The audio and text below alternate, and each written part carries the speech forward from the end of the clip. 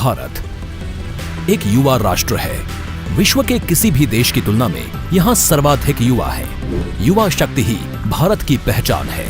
फिर भी आजादी के बाद एक लंबे समय तक संसाधनों के अभाव में देश के युवाओं को अवसर नहीं मिल पाते थे। 2014 से पहले खेल प्रतिभाओं को अवसरों, ट्रेनिंग एवं कोच की कमी के चलते खेलों में भारत का प्रदर्शन बहुत ही साधारण रहता था।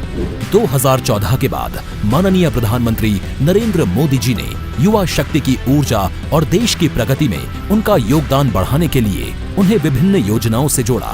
माननीय प्रधानमंत्री जी ने गुजरात के मुख्यमंत्री रहते हुए ही खेल व खिलाड़ियों के साथ साथ एथलीट्स और पैरा एथलीट्स को आगे बढ़ाने पर जोर दिया। युवाओं के शारीरिक और मानसिक विकास के लिए उन्होंने प्रधानमंत्री बनने के बाद खेलो इंडिया और फिट इंडिया मूवमेंट चलाया और खेलों में गांवों के युवाओं को आगे लाने की मुहिम शुरू की। भारत में स्पोर्ट्स के प्रमोशन और पार्टिसिपेशन के लिए लगातार बड़ी निष्ठा के साथ प्रयास किए जा रहे हैं। टैलेंट की पहचान हो, ट्रेनिंग हो या फिर चयन प्रक्रिया हो, हर तरफ, हर स्टेज पर ट्रांसपेरेंसी को प्रमोट किया जा रहा है। इसका परिणाम अंतर्राष्ट्रीय मुकाबलों में भारत के प्रदर्शन में भी आज हमारे लोग, हमारे नौजवान कुछ न कुछ कर दिखा रहे हैं, हमें देखने को मिल रहा है। भारतीय खेल प्राधिकरण ने स्थानीय युवाओं को अंतर्राष्ट्रीय खेलों तथा ओलंपिक के लिए तैयार करने और पदक प्राप्त करने के लिए टारगेट ओलंपिक पोडियम स्कीम शुरू की, जिसके तहत युवा खिलाड़ियों को वर्ल्ड क्लास ट्रेनिंग के साथ अत्याधुनिक खेल उपकरण व आर्थिक सहायता दी जाती है। अंतर्राष्ट्रीय खेल प्रतियोगिताओं के प्रति युवाओं को तैयार करने के लिए वर्ष 2018 में खेलो इंडिया यूथ गेम्स की शुरुआत की। उसी का परिणाम है कि कॉमनवेल्थ गेम्स, एशियन गेम्स और विश्व चैंपियनशिप में देश के युवाओं ने अब तक का सर्वश्रेष्ठ प्रदर्शन किया और ओलंपिक गेम्स में रिकॉर्ड पदक प्राप्त किए। वर्ष 2017 से पहले उत्तर प्रदेश में खेल प्रोत्साहन सिर्फ बातें थी। खेल प्रतिभाएं सुविधाओं के अभाव में आगे नहीं बढ़ पाती थी।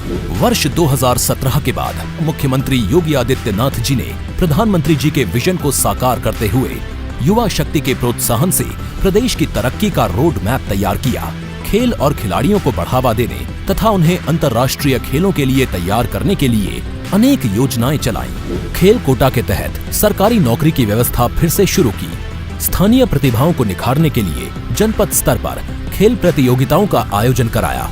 माननीय मुख्यमंत्री जी ने कुश्ती और बैडमिंटन को गोद लेने का निर्णय लिया, जिन्हें राज्य सरकार द्वारा आर्थिक सहायता प्रदान की जाएगी। विभिन्न राष्ट्रीय और अंतर्राष्ट्रीय खेल प्रतिस्पर्धाओं में उत्कृष्ट प्रदर्शन करने वाले युवा खिलाड़ियों का राज्य स्तरीय सम्मान किया गया।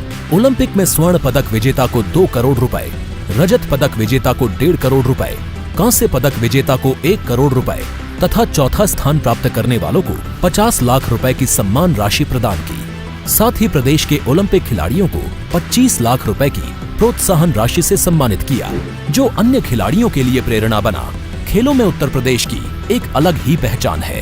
केडी सिंह बाबू, मोहम्मद शाहिद और हॉकी के महान जादूगर मेजर ध्यानचंद ने अपने खेल से पूरी दुनिया में देश का नाम रोशन किया, जिनके सम्मान में प्रधानमंत्री जी ने देश के सर्वोच्च खेल पुरस्कार का नाम मेजर ध्यानचंद खेल रत्न पुरस्कार रखा।